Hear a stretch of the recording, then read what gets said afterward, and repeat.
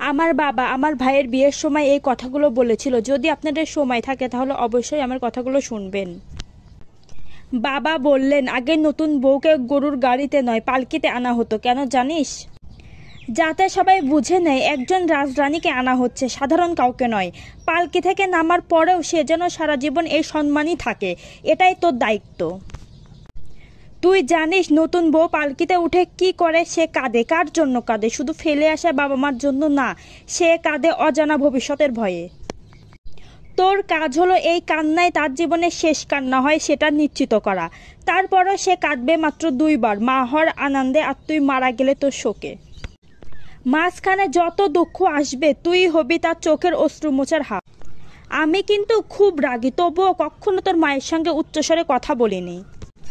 বিয়ে মানেই একটা মেয়ের জীবনের ভার নিজের কাঁধে তুলে নেওয়া। এই দায়িত্ব ভুলে গেলে সৃষ্টিকর্তার কাছে জবাবদিহি করতে হবে। একটা কথা মনে রাখিস, তোর বউয়ের বাবা মাকে কখনোই শ্বশুর শাশুড়ি বলিস না, মা বলিস। তুই যেমন বলবি তোর বউ তেমনই শিখবে। ভালোবাসা শেখানো শুরু হয় নিজের ব্যবহার দিয়ে। সৃষ্টিকর্তা সবকিছুই দেখেন, তোর পাল্লায় তুই যা দিবি তিনি তার পাল্লায় ঠিক তাই দিবেন।